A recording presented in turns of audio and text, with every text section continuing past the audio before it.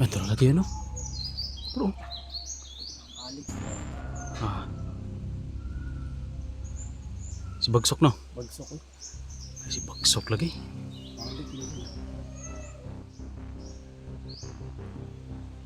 Hala. Nahihiktag pisi. Si Bito mura. Parang si Bito yan.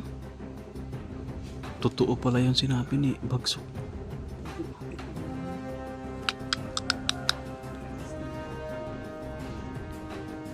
Sinabihan ko na talaga siya na sasama sa atin dito.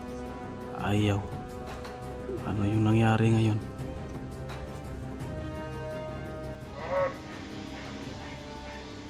Dito sa bukid ako may koron. Ako tama ni Bito. Para patay na gusto ko na nila. Yung kabalota. Dahil hindi na ko na ipahamang si Bito. Mauni ako gamitan na ako sa nagkaroon.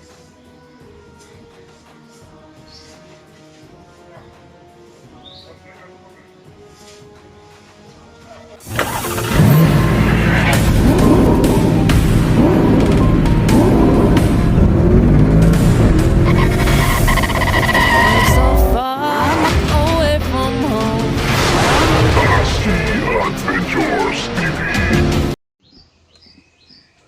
Hello tol, isang mapagpalang araw sa ating lahat. Nandito pa rin tayo tol no, sa kubo. Kasama ko si Ayan, si Utol rin sumalis na. Naghihintay tayo tol sa pagbalik ni Commander Bagsok. Para malaman natin tol no, kung totoo yung sinabi niya na hawak nila si Bito. Mamaya tol, pag-usapan natin yung napagdesisyon na namin kung ano yung gawin namin ni Ayan no, kasi alam nyo naman tol na napalapit na no ang loob natin kay Bito, lalo na kay Ayan kasi right hand yan ni Ayan noon nung sila yung magkasama sa bundok. Kaya sobrang alala na ni Ayan, baka totoo yung sinabi ni Bagsok. Kaya hindi namin iniwan dito tol, naghintay talaga kami dito no, kagabi hanggang ngayon.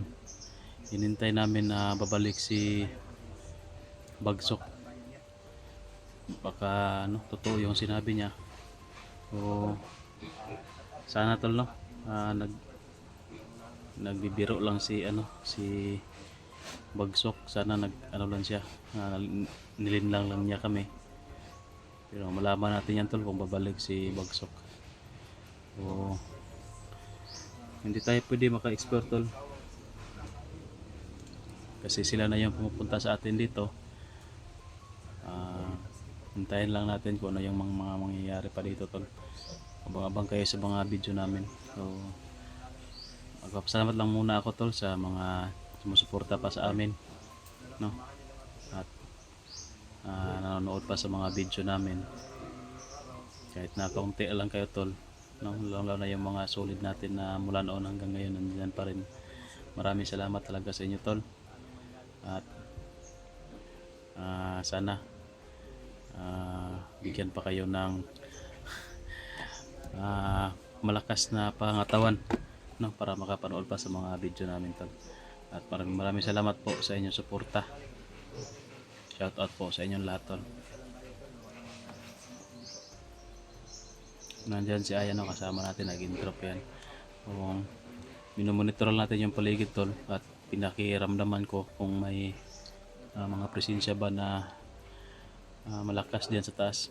May mga presensya diyan tol, pero parang mga yun yung mga iniwan siguro ni Bagsok na ayaw pumunta dito, ayaw bumaba kasi nagmamasid lang sa atin dito ba. Sana lang na hindi totoo yung sinabi ni Bagsok.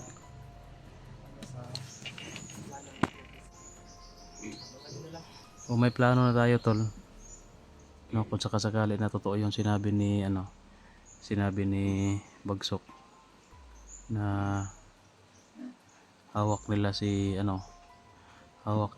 Bito. Hindi naman pwede na pabayaan natin tol. At yun, ah, plano ko tol na plano namin ni Ayan na kung totoo yun sinabi ni Bagsok ay sasakyan na lang natin tol yung ano niya, sasakyan natin yung plano niya. Sa bagay, kung madali natin si Agila, madali namin si Agila, o si Bagsok na lang yung problemahin natin. Kung talagang hawak niya si Bito, ay kaming dalawa ni Aya, no? Kung sasama si Utol Rins, tatlo kami na makipagsanib pwersa kay Bagsok para sa pagpatay kay Commander Aguila, no? At para na rin sa kaligtasan ni Bito. Kailangan na masunod yung plano ko tol, na si Bito yung mamuno diyan sa bundok. Kasi si Bito yung may magandang loob. Hindi si Aguila, hindi si Bagsok. Pero sasakyan natin yung mga gusto nila na mangyari. Yun kung hawak talaga nila si Bito. Pero kung hindi, maghintay tayo ngayon yan hanggang hapon. Kasi kahapon, kagabi, hindi man nakabalik kasi malayo pa siguro yung kung totoo. Pero kung maghintay tayo ngayong araw hanggang gabi, pero kung walang dumating, pagkabukas tayo na yung pupunta doon. Baka nilinlang lang tayo ni Bagsok. Pero kung yun tol, kung darating talaga dito at kasama si Bito, kasi sinabihan ko yun na hindi kami maniniwala hanggat hindi namin makikita na hawak nila si Bito. Kasi pag alis namin doon sa bundok, pagbaba namin okay man yun si Bito. Wala mang kami nakikita na kuan siya, na linlang ni Bagsok. Kasi nasa bundok man siya, doon sa area niya ba, may mga tauhan man din siya doon, posible na makakuha siya ni Bagsok.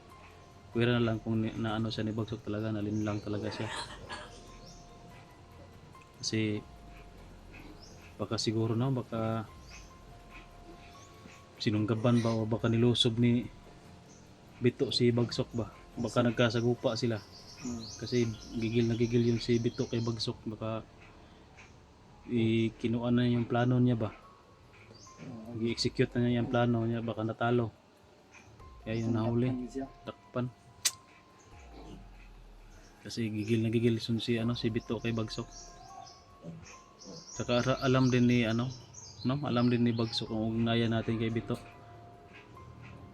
Sa mga sinasabi niya, parang alam niya yung ugnayan natin kay Bito. Siguro kasi alam niya na right hand mo si Bito. Kaya yun yung ginawa niyang sa atin. Pananggal lang ba, or parang ginawa niyang para susunod tayo sa yung mga gusto niya nga gawin. Kung totoo yun tol, sana pursa tayo kay Bagsok at unahin natin sa Agila para madali natin yan sa Agila. Kasi si Agila yung pinakamalakas, si Bagsok lang to, right hand, pero kayang-kaya natin si Bagsok. Si Agila yung medyo alanganin tayo kasi parang kapantay lang ba, o mas siguro sa tingin ko mas mahigit pa sa akin siguro yung mga nalalaman ni Agila, kasi palagi siyang naghahanap ng paraan, naghahanap ng mga kuan ba na mas lumakas pa siya. Dati si Agila tauhan lang yan ni Sipsip, pero nagpunta sa daw yun, saang lugar yan, basta yung Commander Pulahan, kaya yung kapa niya naging pula na. Sa Commander Pulahan daw yan. Tapos palagi daw yung sa kuiba, nagdarasal ba mag-isa, parang cultivation, papalakas ng spiritual. At sama kayan. Pero bakit tingin ko si Bagsok parang galit na galit sa'yo. Parang ayaw kanyang isama. Kalma na yang kuno siguro kanang kalma na siguro na siya ganang makaduol lagi na siya diri kay naa naman ka. Mga ni paminaw na ako lagi. No? Hmm. Tingnan lang natin kung ano yung sasabihin niya, kung babalik siya. Kung gusto ba niyang may kasama ako o kami lang dalawa. O ako lang mag-isa. Pero kung ako lang mag-isa, likado baka try do rin ako ni Bagsok, hindi ko makabantay ba. Pero alam ko na hindi ako tatay rin yan kapag nandyan pa si Aguila. Kasi plano niya yan eh. Kung ano talaga, kung kasama talaga ako sa kanya, kailangan na talaga namin na madali muna si Aguila bago niya ako ma-trader. Yun yung ano ko, bantayan ba. Yun yung kasi nakipagsanib-persa siya eh. Di jud ko niya hilabtan kung buhay pa si Aguila. Okay. Pag dyan na siguro, pagpatay na si Aguila, Yan na kanya. diyan na yung pagkakataon na parang traderin niya ako. Kaya pag madali namin si Aguila, kailangan dubli ingat talaga ako sa kanya. Baka ako naman yung isusunod niya, lalo na kung ako lang mag-isa. Simula na yun yung mga plano niya ba no? Oh, ganyan yung plano niya. Sigurado yan. Kasi hindi man yan galit man rin yan sa akin. Ginawa lang niya yan ngayon para siya yung, kung madali yon si Aguila, siya yung mamuno. Siya naman yung papalit kay Aguila. Yan yung plano niya. Para wala na siyang ba. Kasi gusto na niya na siya na yung mamuno dyan eh. Pinag-aagawan nila yung posisyon na yan. Para ding presidente ng Pilipinas ba. Pinag-aagawan yung Gawan yun, position. posisyon. Nag-aagawan dyan tapos wala namang nagawa sa bansa. Patuloy pa rin yung paghihirap ng taong bayan. Lalo na ngayon na may gira. Hirap na yung sitwasyon natin. Sobrang mahal na ng bigas. Umabot na ng 70 per kilo. Grabe naman na.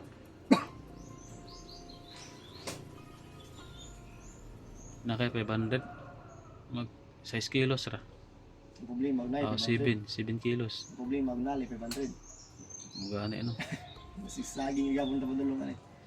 Ang binta patadre kay natay saging makaon kanang nasa syudad nga pait. Hindi sila kaog Wa saging. sila saging, wa sila mga lagot mon nga makaon. Kasi ni kwarta, di sila kapalitan na. Wa sila lubi o kita pwede man ta magkudkod og lubi. Muwag lubi kaunon. Anad man ta ana. Kag yung way makaon, nang way mapalit. May pait kayo. Nasa syudad ba nga pati kamunggay, tanglad paliton. Ay man ta dali pwede na pangayo ng tanglad, kamunggay. Adaga man ta dali magulay-gulay sa palibot na may pako. Oo. Pwede man ta magulay-gulay, May tangkol. libre. Nga to lagi ang problema lagi na to, ang bugas lang yun. Hindi gusto yun. Mugin na pinaka-importante. Apay bugas labo ito. Wala na eh. Ha? Wala na. Ita. Ito ang Yan. Ganda ka, parang may naramdaman ako na malakas na presensya.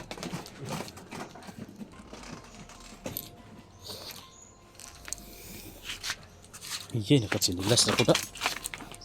Kalimot ako buso ito butas.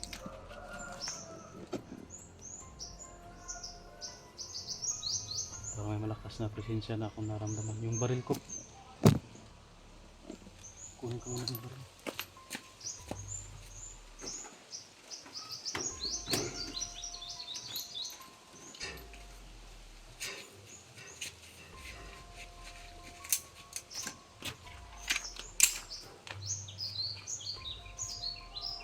Huwag ito dapito.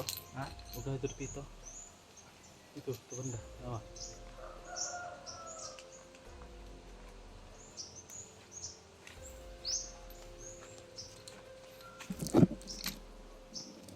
Ito lagi yun, no? Bro. alik. Si Bagsok, no? Bagsok eh. Kasi bagsok lagi. Balik dito siya. Tago na sa tatago. Ay, nasa kahikon. Ay lang kaysa kayo pakita. Pabuto na ito ang maduol. Huwag man na ikauban lagi. Hindi ka uban eh, hindi ka uban. No? Wala. Siyari ka po ni Say. Iate kartani. Nilin lang tayo ni bagsok tol. Hindi niya kasama si Commander Bito. Uy. Anak man.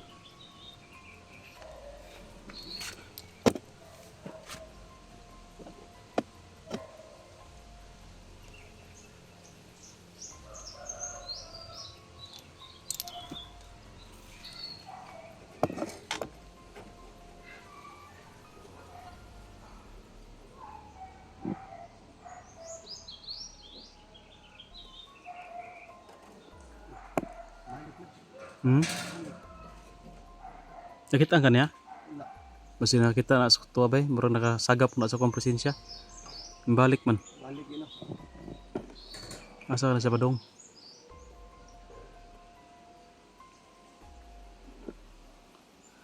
Nag-monitor aguro na. Bumalik pala. Pero nandyan pa rin yung presensya niya. Oh. Malakas na presensya kay Bagsok. Oh. Balik niya.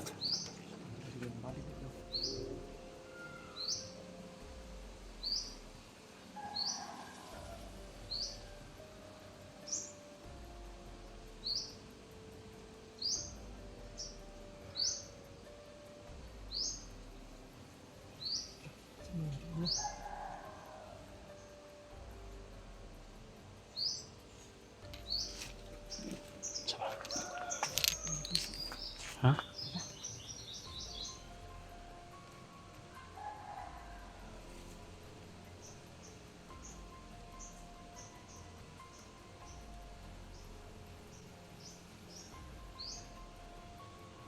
Hala.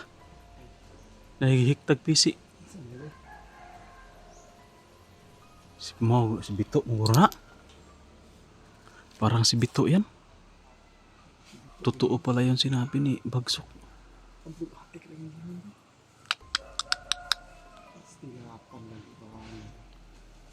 Sinabihan ko na talaga siya na sasama sa atin dito. Ayaw. Ano yung nangyari ngayon?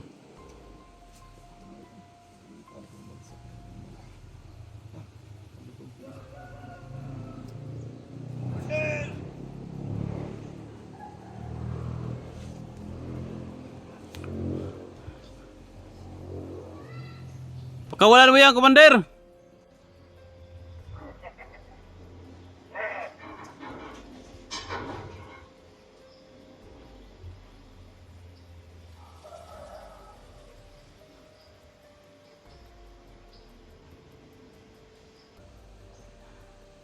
Totoo pala yung sinabi niya tol na hawak nga si Bito. Buhay na Commander nga, buhay! Balik dito.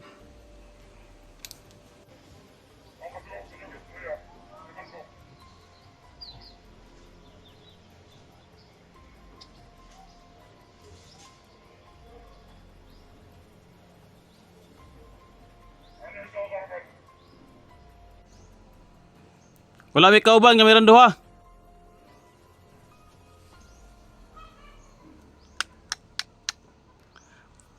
Astilapan si Bito eh.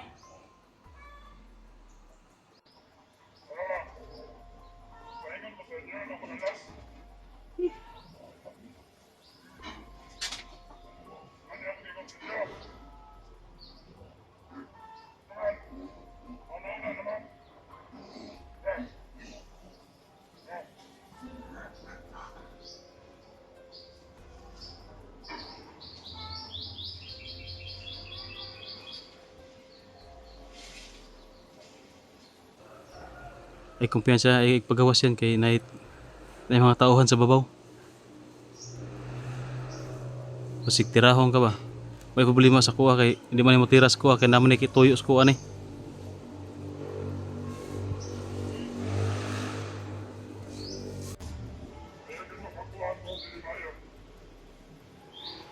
Kailangan ko isama nila. Oh. Alam namin yan, Commander, nga may tauhan ka sa taas.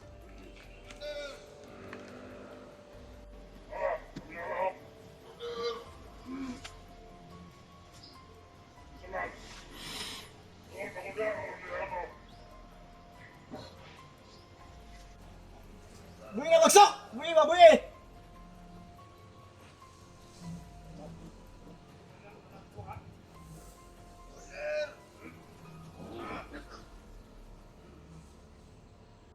Sunod, ano na nakagad siya? Sunod, plano nito.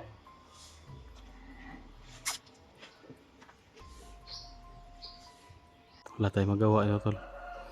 Yung plano talaga natin na sina Hindi niya nagkasagyan, lumamatay.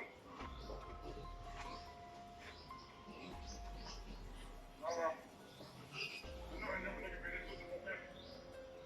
Pas mo na. Kaya katabalaka. May may tabuhan rin, was. May may tabuhan rin masama. Basta, nakutingon si Mua. Sunod, ano na lakas? ibili na rin sa mga, Commander. Ibili na rin sa mga para magsabot ta. Alam mo, hindi ko hindi mo. Sa may ako assurance, nagyara na inyong pagsalit presa sa kuha.